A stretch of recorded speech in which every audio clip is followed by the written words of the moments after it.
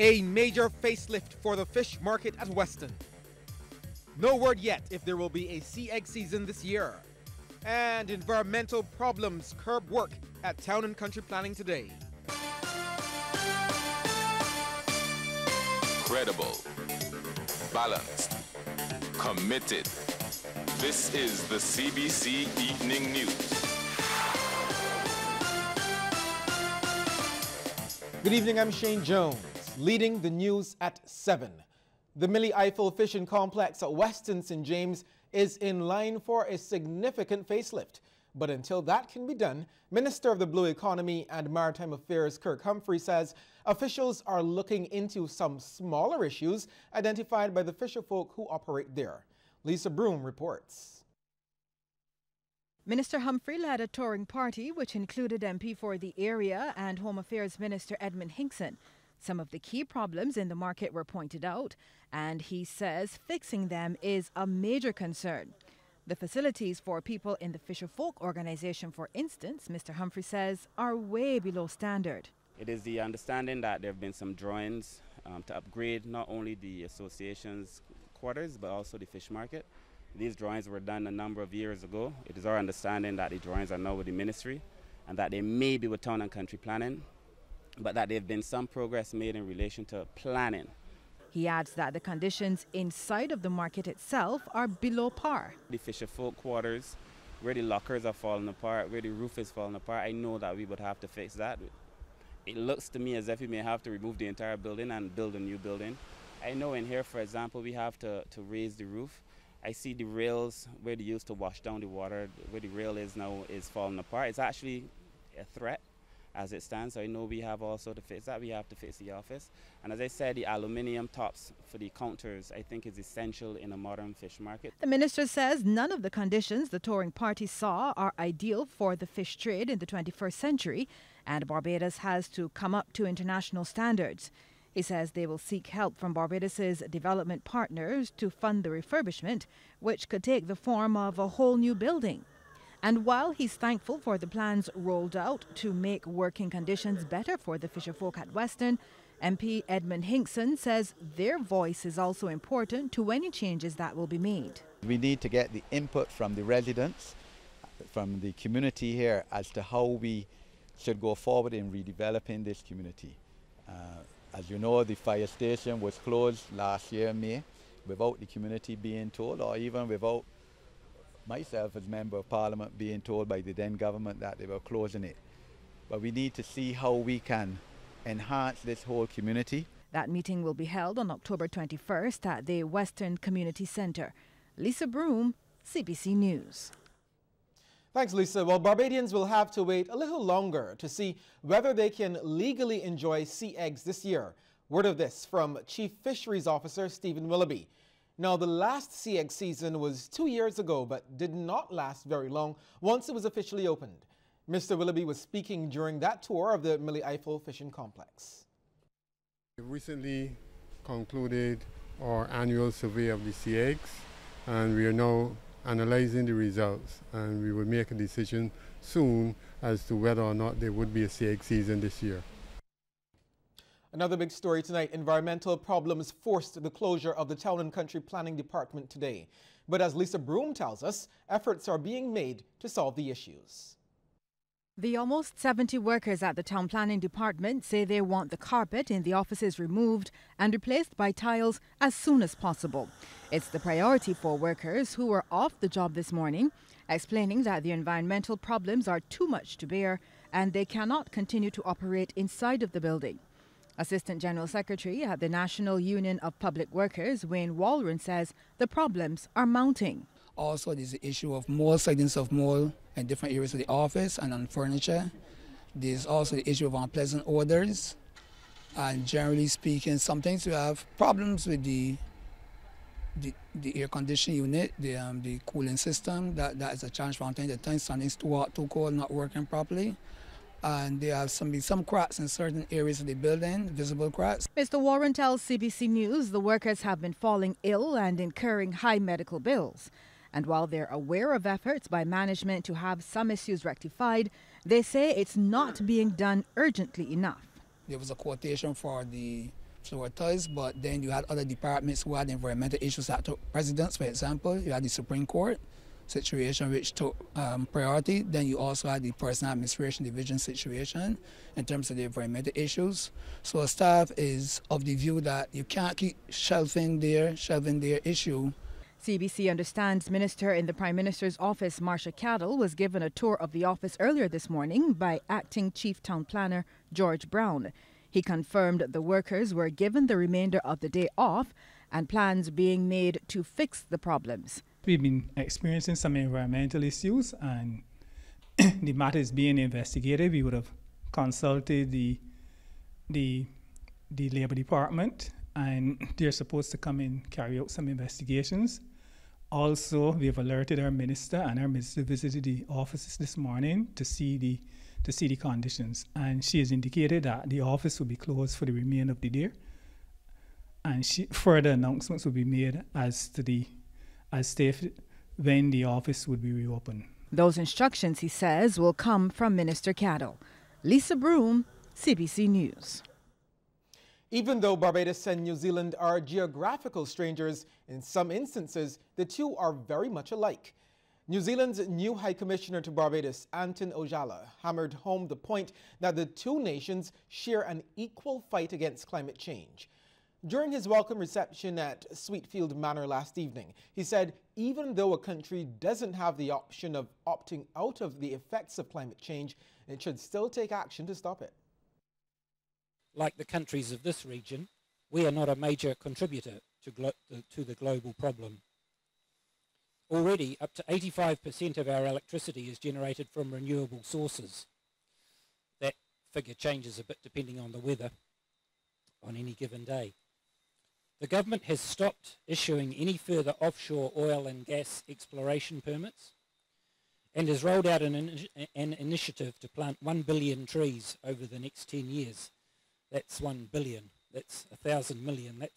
That's a lot of trees for a country that only has 5 million people. I'm not sure how many that is each, but it adds up.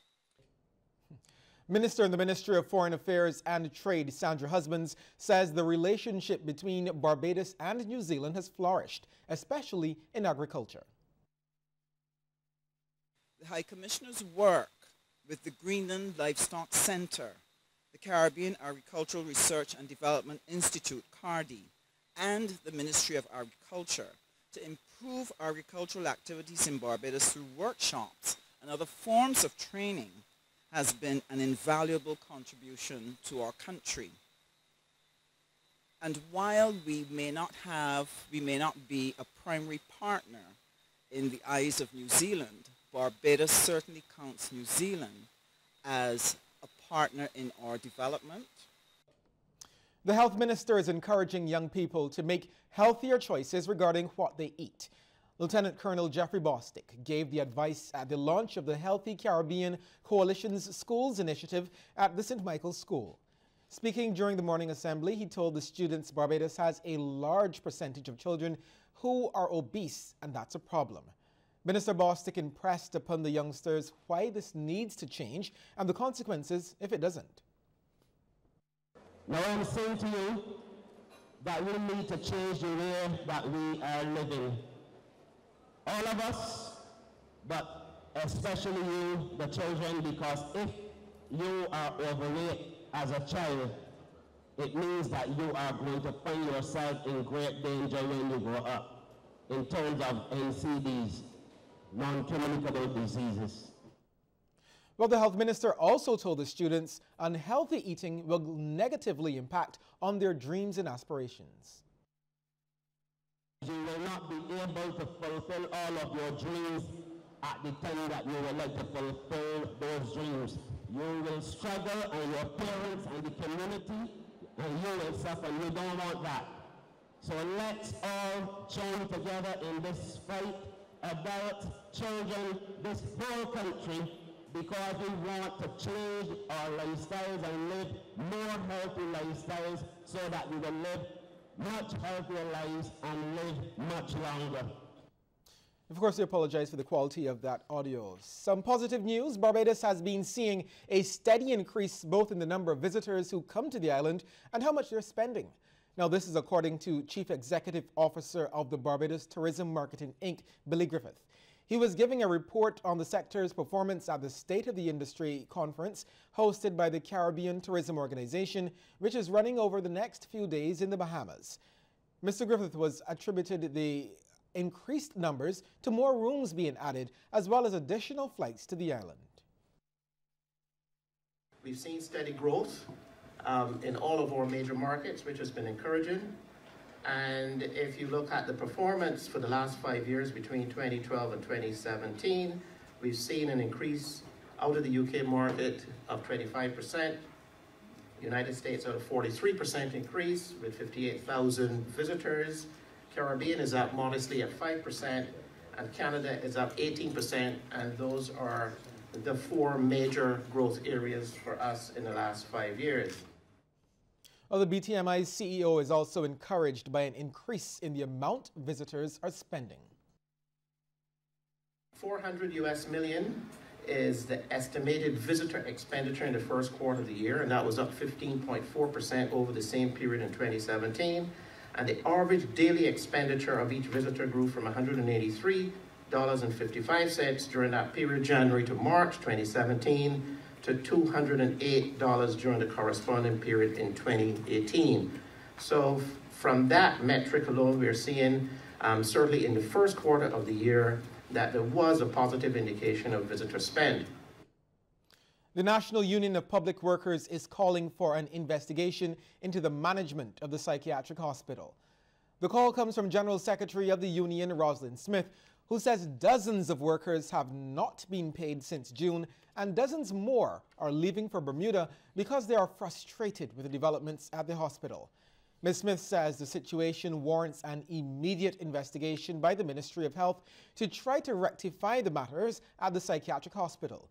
When contacted, Hospital Director David Leacock directed CBC to speak to the Permanent Secretary in the Ministry of Health, June Chandler. When CBC contacted Ms. Chandler, she said the matter has been brought to the attention of the Ministry of Health, which is conducting a comprehensive investigation into the claims being made by the union. Well, Barbados is getting a little closer to selecting its next Anglican bishop. The Regional House of Bishops is on the island and held its first meeting with the laity at the Christchurch Parish Church Centre this evening. Among the more popular faces in the group was former Bishop of Barbados and the West Indies, the Most Reverend Drexel Gomez.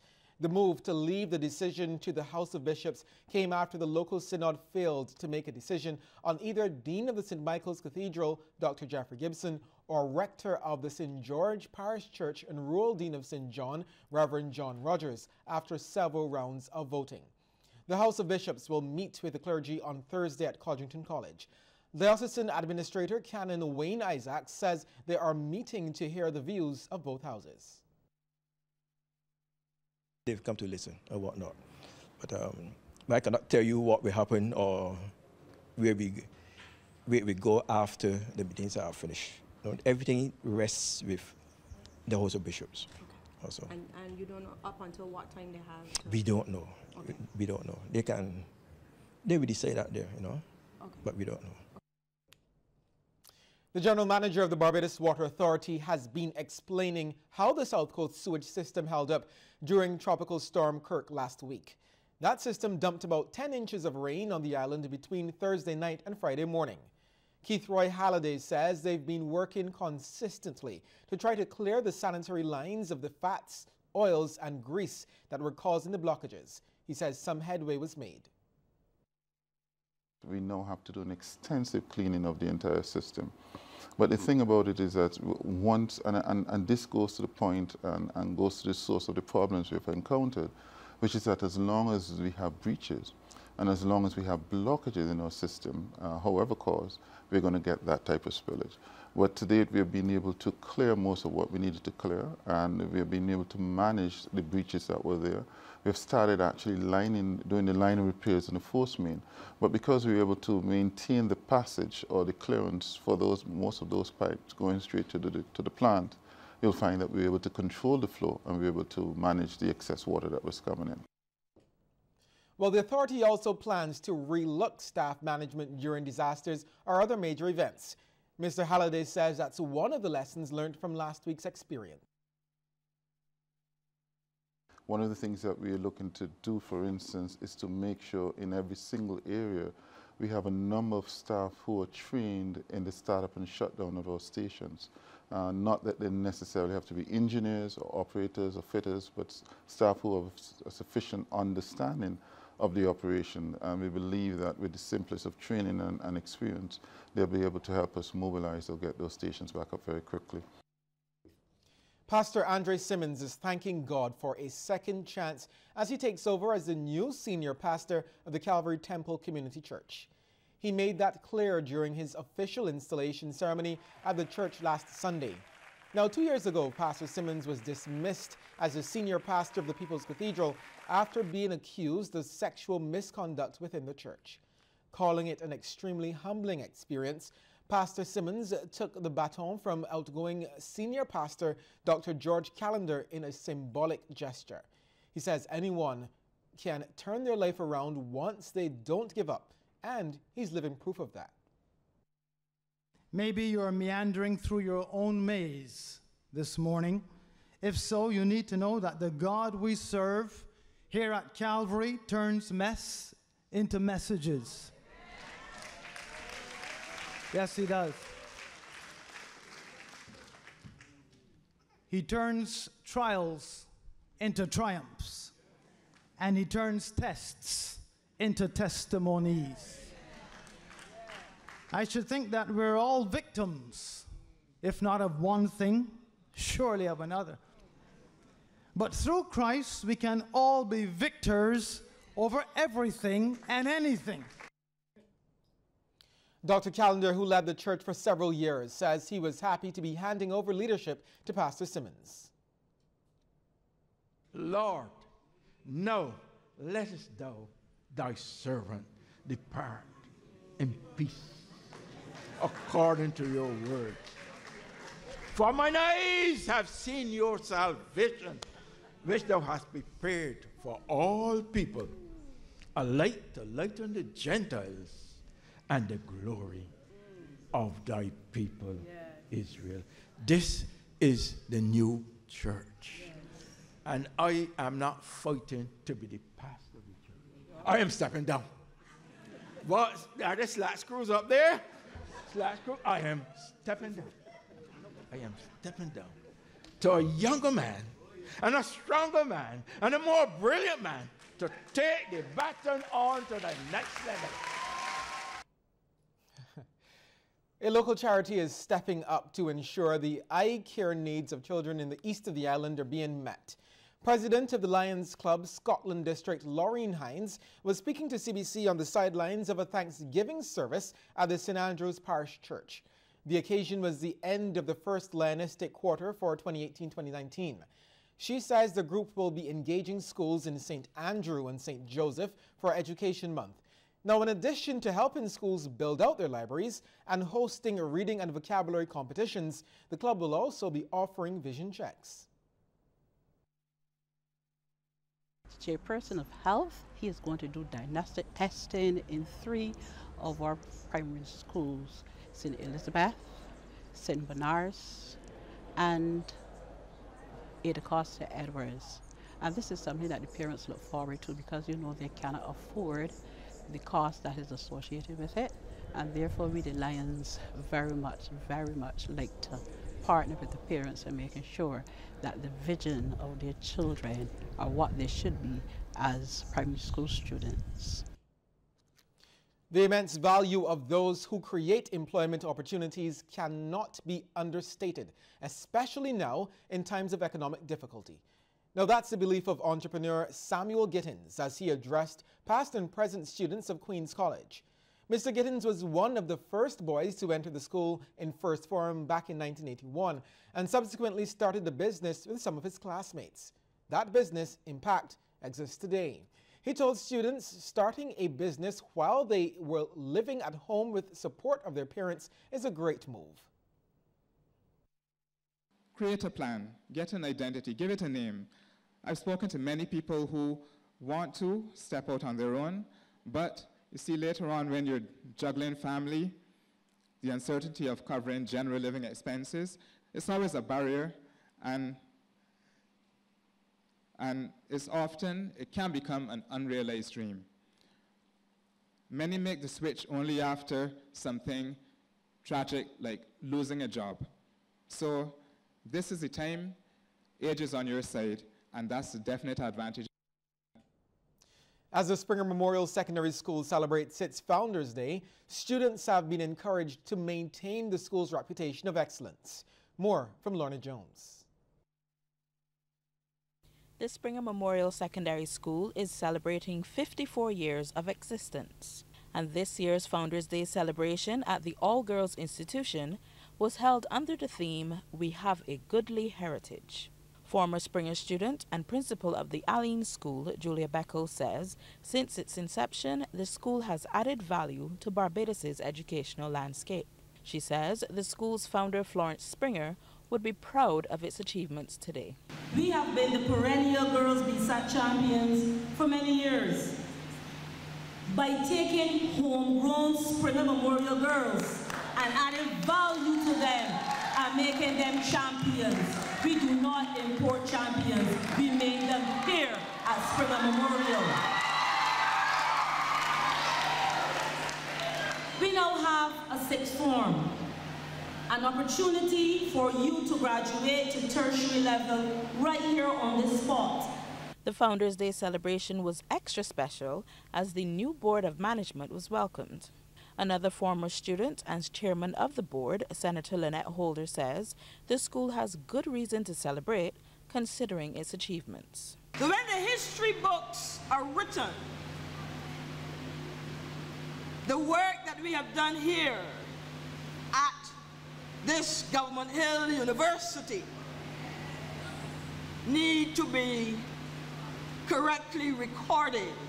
That we have, like what the former Secretary General of the UN said about Barbados as a nation, I believe, is applicable to us as a school, that we have been punching above our weight. Acting principal and yet another past student, Michelle Maxwell, thanked those responsible for the school's continued success. To those of you who have given so much of your time, efforts, and energy, who have paved the way, we say thank you.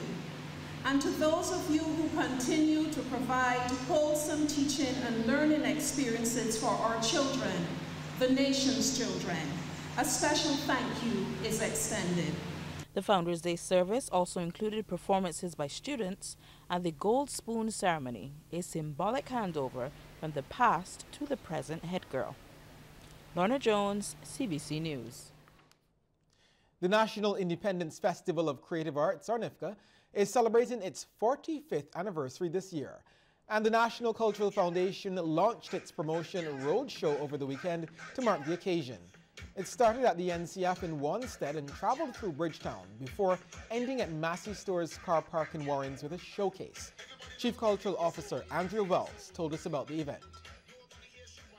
The NIFCA on the Road promotion would have featured various officers of the NCF who produced different aspects of NIFCA, and many of the award-winning acts that would have graced our stages over the years joining us on the back of a 40-foot trailer as we went through various neighborhoods and stopped in Bridgetown, different points in Bridgetown, bringing a little taste of NIFCA to the people and alerting people about the fact that our NIFCA season, our 45th anniversary season, is about to begin in terms of the public aspect of it. Our semifinals start just next weekend, and there will be activity happening pretty much every week right up until the end of the season.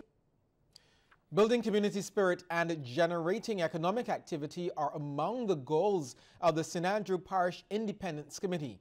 Tonight, we hear from Sean Farrell how one of their projects is helping them achieve these objectives and more.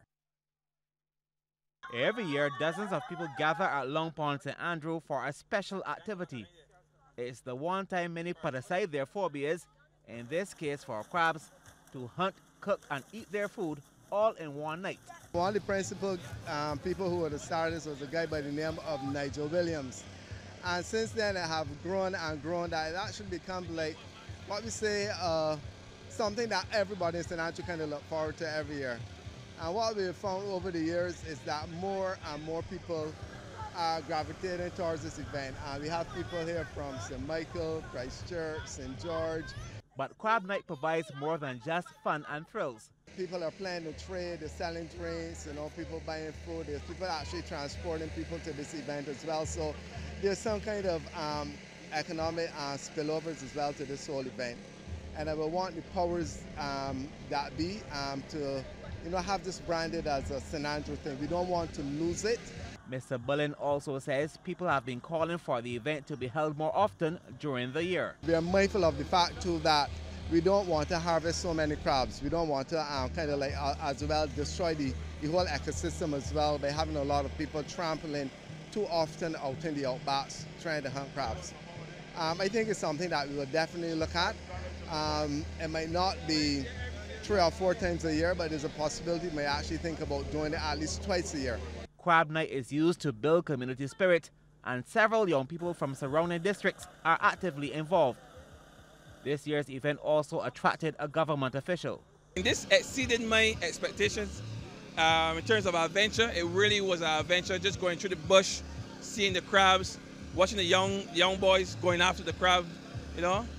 I actually tried to hold one, but the courage, the intention was there, but the courage was missing.